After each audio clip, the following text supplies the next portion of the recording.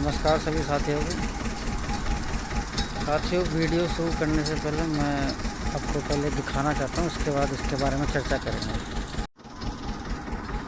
ये आप देख पा रहे होंगे, ये जो एरिया है ना जिसकी बाउंड्री हो रखी है, ये है डंपिंग ग्राउंड, कूड़ा घर, जिसको सरकार बोल रही है सॉलिड वेस्ट मैनेजमेंट।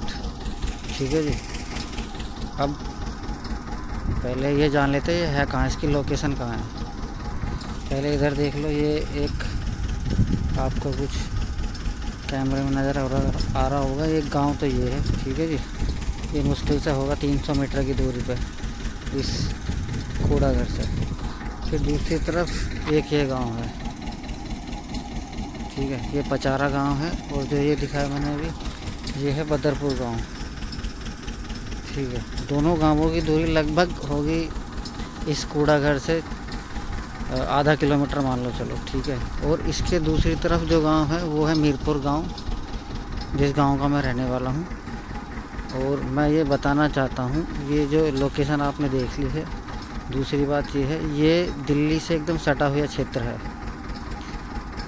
इधर जो है इस गांव के दूसरी तरफ दिल्ली का ही एरिया लगना शुरू हो जाता है, और ये है गौशाला।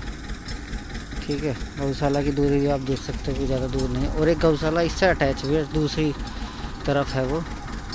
और एक गेट इसका इस तरफ है, और एक गेट है इसका वहाँ दूसरे छोर पे, जो मेन गेट है, जहाँ से ये लोग अब किसी को ना जाने दे रहे हैं अंदर, और वहाँ देखने के भी अलाउड नहीं है। ठीक है जी, अब शुरू करते हैं असली मुद्दा। तो भाई असली मुद्दा ये है, जो ये कूड़ा घर बन रहा है, इसको सरकार बोल रही है सॉलिड वेस्ट मैनेजमेंट। ठीक है, अब जो ज़िला गाज़ियाबाद है, गाज़ियाबाद ज़िले में स्थित है ये, गाज़ियाबाद ज़िले का जितना भी कूड़ा आएगा वो सब कूड़ा इस कूड़े घर में आएगा। ठीक है, डंपिंग ग्राउंड में आएगा, और उसको ये रिसाइकल करने का बोल रहे हैं।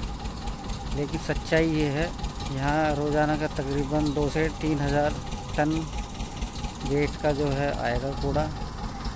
और आपने देखा होगा जो दिल्ली में गाजीपुर में लगा हुआ ना कूड़े का ढेर, पहाड़ जिसको बोलते हैं, इस तरीके से वो यहाँ बन जाएगा।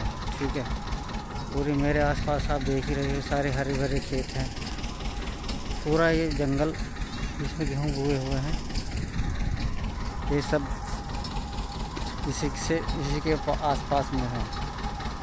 और हमारे गांव वालों ने इसको हटाने के विरोध में धरना प्रदर्शन करा। ठीक है, और धरना प्रदर्शन भी उन्होंने बहुत शांतिपूर्ण तरीके से वो कर रहे थे अपना, इसके गेट पे के सामने बैठ के। लेकिन इन्होंने जो हमारे बड़े बुजुर्ग हैं, जो किसान भाई हैं, सबके साथ इन्होंने मारपीट करी, और उनको जैसे पशुओं को गाड़ी में भरा जाता है ऐसे भर के जेल में डाल दिया। जो भी गांव के लोग थे हमारे, जो प्रदर्शन कर रहे थे, आसपास के पचारा गांव के भी उसमें लोग कुछ शामिल थे, और हमारे गांव के लोग भी थे। क्योंकि भाई वो तो शांति रूप से अपना प्रदर्शन कर रहे थे, लेकिन जो पुलिस प्रशासन है, सरकार के कहने पे, अधिकारी के कहने पे, उन्होंने उनके साथ मारपीट करी, हमारे गाँव वाले गाँव के किसान के साथ, और उन सभी को जो है जेल में डाल दिया।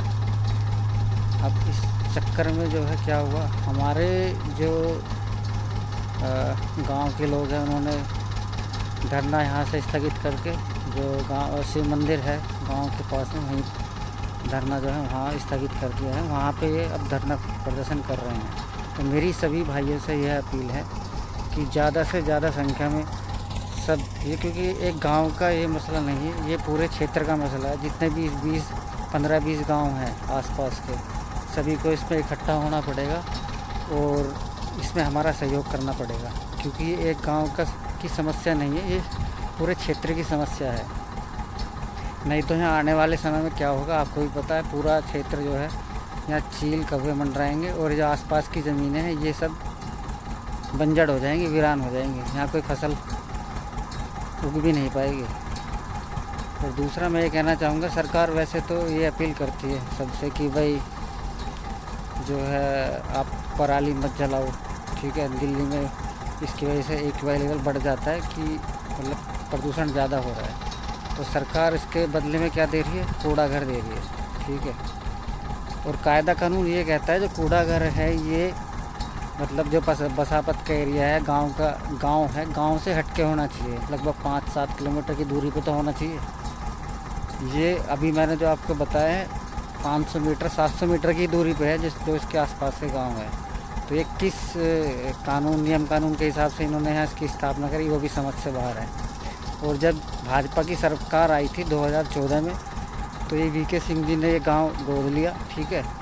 और जब ये गांव गोद लिया तो उन्होंने बहुत बड़े बड़े वादे करे कि मैं इस गांव का विकास करूंगा, मैं यहाँ बिजली की समस्या, सड़कों की समस्या, स्कूल कॉलेज की स्थापना और स्पोर्ट्स खेल के लिए जो है स्टेडियम बनाया जाएगा। लेकिन ऐसा कुछ भी नहीं हुआ और उन्होंने बदले में जो है ये गांव वालों को जो है एक नरक का जो तोहफा है वो दे दिया है। आप देख ही रहे मेरे पीछे, यहाँ जाना भी इसके अंदर अब अलाउड नहीं है, पुलिस वालों की घेराबंदी है, कोई इसमें अंदर जा भी नहीं सकता है। और 26 जनवरी की तारीख जो है इन्होंने तय करी है कि इसके 26 जनवरी के ऐतिहासिक जो दिन होता है उस दिन इसका उद्घाटन करा जाएगा, इस कूड़ा घर का। तो मेरी सभी युवाओं से, सभी भाई बहनों से, सबसे ये अपील है कि सब ज़्यादा से ज़्यादा संख्या में आए और इसका विरोध करें, ठीक है। क्योंकि ऐसे अब घर बैठने से काम नहीं चलेगा, इसका विरोध करना पड़ेगा। नहीं तो यहाँ आने वाले टाइम में हमारी जो आने वाली जनरेशन है वो हमें ही सुनाएगी, हमें ही गालियाँ देंगी कि आप लोगों ने क्या करा हमारे लिए। और इन्होंने इतनी दादागिरी भी दिखाई है कि भाई जो इसके मेन गेट है उसके सामने वाली कुछ ज़मीन है, वहाँ पे इन्होंने खड़ी फसल में ट्रैक्टर जैसे भी चला के जो है मनमानी दिखाते हुए खड़ी फसल को इन्होंने ख़राब कर दिया। बात और सबसे कहना चाहूँगा कि ऐसे हाथ पे हाथ रख के बैठने से काम नहीं चलेगा। आप वैसे भी तो अगर कोई नेता, कोई सेलिब्रिटी या वीआईपी आ जाए तो वहाँ तो आप भाग के एकदम चले जाते हो, ठीक है। वहाँ एकदम से आप जाके खड़े हो जाओगे, भीड़ का हिस्सा बन जाओगे। लेकिन अब जब आपकी ज़रूरत है तो आप लोग हाथ पे हाथ रख के बैठे हो। आपको समझ नहीं आ रहा ये हो क्या रहा है। ये बहुत ही गंभीर समस्या है, इसका समाधान निकालना पड़ेगा जल्द से जल्द, नहीं तो फिर बात अगर हाथ से निकल गई फिर कुछ भी नहीं हो पाएगा। सभी लोग ज़्यादा से ज़्यादा संख्या में मीरपुर गांव में पहुँचें, ठीक है।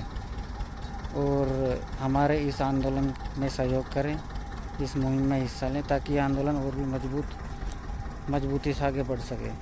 हालांकि भारतीय किसान यूनियन ने इस आंदोलन में हमारा समर्थन करा है। उनके कुछ उच्च पदाधिकारी भी अभी पिछले रविवार में यहाँ आए, उन्होंने हमारा सहयोग करा और आगे भी वो इस मुहिम में आने वाले समय में फिर से यहाँ आएंगे। ज़रूरत पड़ी तो साथ में वो अपने साथ और भी जो उनके पार्टी के लोग हैं वो भी उनके साथ यहाँ आकर इस मुहिम में हिस्सा लेंगे।